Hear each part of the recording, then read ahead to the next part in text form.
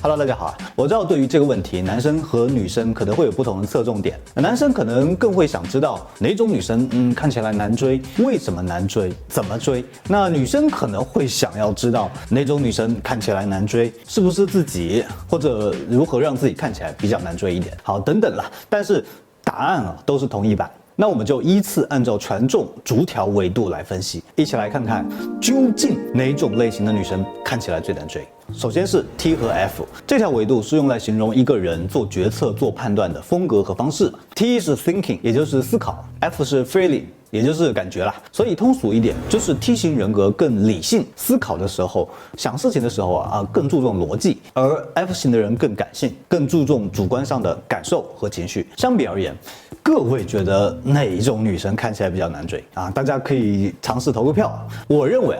从一个男性的追求者的角度来说，T 型会更难一些，也就是相对理性的女生看起来会更难一些。这是因为男生们普遍也是最初接触到的追女生的方式，耳濡目染下的方式都是主动的制造浪漫和感动，比如甜言蜜语、温柔体贴、嘘寒问暖、早安晚安、摆蜡烛送花、制造惊喜等等，其实都是通过提供情绪价值，让女生产生感动或者说是情绪波动，从而产生好感和依恋嘛。而一个感性的女生，她就是被感觉和情绪所驱动的，她靠这个来做决策，所以情绪氛围到了，她自然就会考虑做出答应对方的这种决定。其实很多经典的爱情作品女主角都是这样的，比如《泰坦尼克号》、《罗密欧朱丽叶》、《红楼梦》等等的里面的女主，其实明显都是 F 型。可是当一个女生她很理性的时候，感觉就不同了。同样还是一个男生去提供情绪价值，去制造浪漫，去呵护，去感动。能不能行？对，虽然一个 T 型的人，他依然会感受到并且认同这个男生提供的这些情绪价值，但关键问题在于他想问题、做决策是从逻辑上出发的，单纯的情绪上的波动不起决定性因素，他得在逻辑上把这件事情想明白了，能够说服得了自己，他才会去做出答应对方的决定，对吧？比如我和这个人在一起有什么利弊，弊是不是能接受的，我有没有更好的选择等等。所以你可以想象，如果 Rose 是一个 T 型人格，他不会被 You jump I jump 这种话击中的，就他大概率会觉得这个是个傻不拉几的小伙子不过注意很多人误解了一点，我们说 T 型的女生更理性，不太吃情绪价值，但这不代表他们就更物质，因为下意识的很多人会想到，那理性的人是不是就更现实一些是不是非得砸钱才有用？这是完全不同的两回事。不是说一个女生看重钱才叫做理性，相反，理性的女生可能反而更不愿意接受男生花太多钱，特别是当她没那么喜欢对方的时候，她觉得接受对方贵重的礼物会很麻烦的时候，或者她压根就不喜欢这个东西，也不想因此而欠你的人情，于是索性的拒绝。你看这些顾虑它就是理性。反过来，感性的女生也不是就不看重钱，当男生送她贵重礼物的时候，她有可能会觉得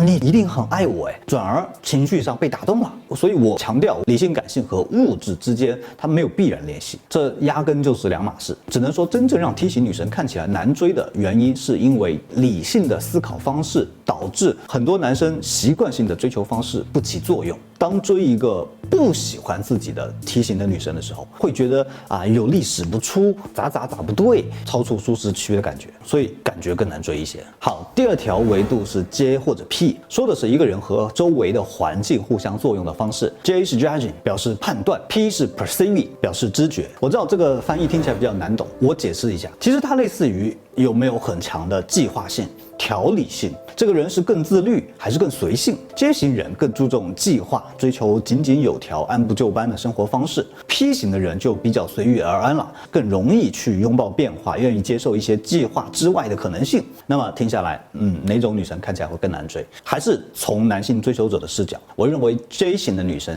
相对会更难一些。因为你看嘛，一个人自律，对自己有规划，有明确的目标，生活方式井井有条，会给人一种什么样的感觉，对吧？是一种条理性，一种目标感，甚至还有一种苛刻感。可能你会很容易联想到一些女强人。对，我们不能说所有的 J 型都是女强人，但是一般女强人都是 J 型。我觉得有一句话形容 J 型的人格非常好，就是他们对自己的容错率很低。容错率的意思是，这个人不喜欢差错，可能会对自己包括他人的失误而感觉到不爽。相对 P 型的人，感觉上他们更随性，不一定所谓计划做不做得到，甚至很多时候根本就不喜欢计划，所以容错率会比较高。好比说，我追一个女生，说好吃完饭去下一场，结果走出餐厅，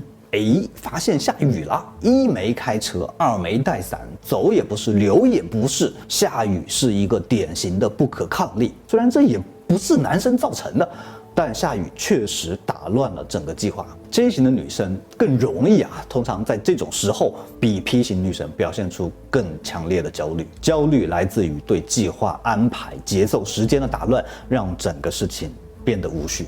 J 不喜欢无序，那么连带着作为追求方的男生，难免也会受到这种低气压的影响也容易跟着焦虑，怀疑自己是不是也做错了什么，女生是不是要在心里给我扣印象分啊？所以这个感觉上他就是难一些，追求的时候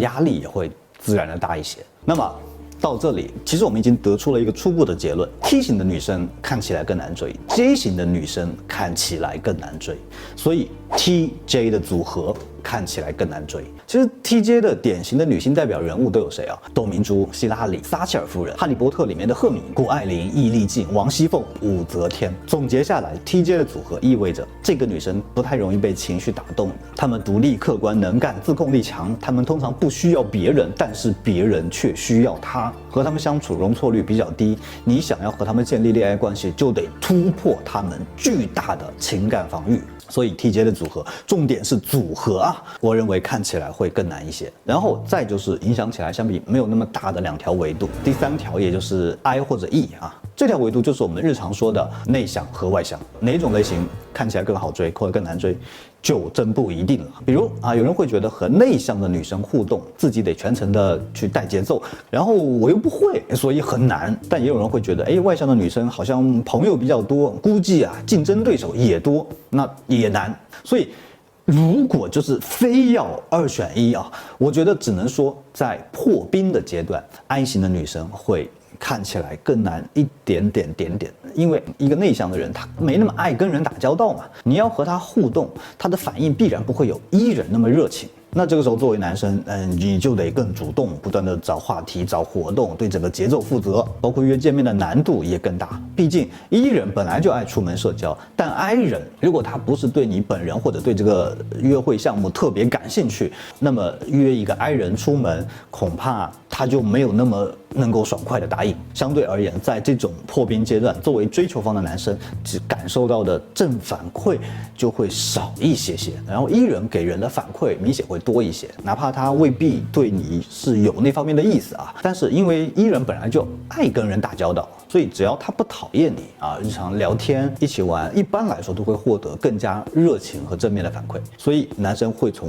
感觉上觉得追求他更有希望。那最后也是最不影响的一条维度 S 和 N 说的是一个人感知或者理解世界的方式，简单的说就是对什么更加敏感。S 代表实感，喜欢实实在在的看得见摸得着的东西。N 是直觉，喜欢抽象的概念。就 S 或者 N 通常更容易被我们用来形容一个人的价值观，更现实一点还是更理想化一点。所以我们不能说 S 的人更务实，因为务实所以他好追还是不好追。 S 只是更加关注具体的事情，比如种个花做个手工。 N 更关注的是精神世界，他爱想象，喜欢思考哲学或者是抽象的命题而已。只能说这2种不同类型的人需要用不同的方式去打交道，而不太存在难或者容易的问题。所以4条维度下来，那其实我们现在就可以最终排名了。排列下来，我认为16种 MBTI 里面看起来最难追的类型是 TJ 的组合，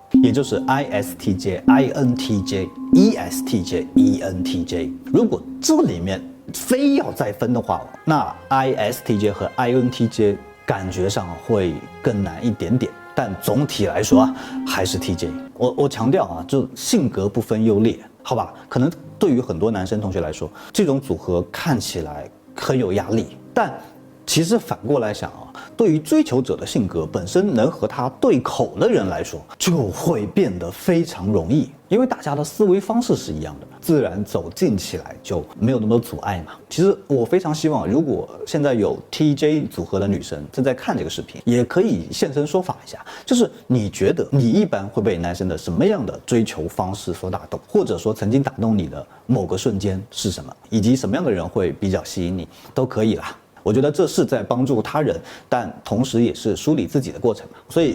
最后作为女生而言，如果你想让自己看起来，更难追一些，是可以考虑展现出某些 TJ 的特质的。理性、自律，甚至带一些严苛和冷酷，在社交场合也表现得更被动和内敛。当然，反过来，如果你想要让自己看起来好追一些，那就只需要反着做就行了。作为男生，那现在你应该也知道，有些性格的女生确实不容易用常规的思路去追求。比起一味的对她好、感动她，也许更适合的方式是想办法让她意识到，和我谈恋爱理性上是一个好的选择，去尊重她的计划，认可她的自律、勤奋，也就更容易让她觉得我们是正确的人，是适合她的对象。当然，如果两个人性格对口的话，那其实相处起来就很舒服了，也不需要去刻意做什么，光是做自己就已经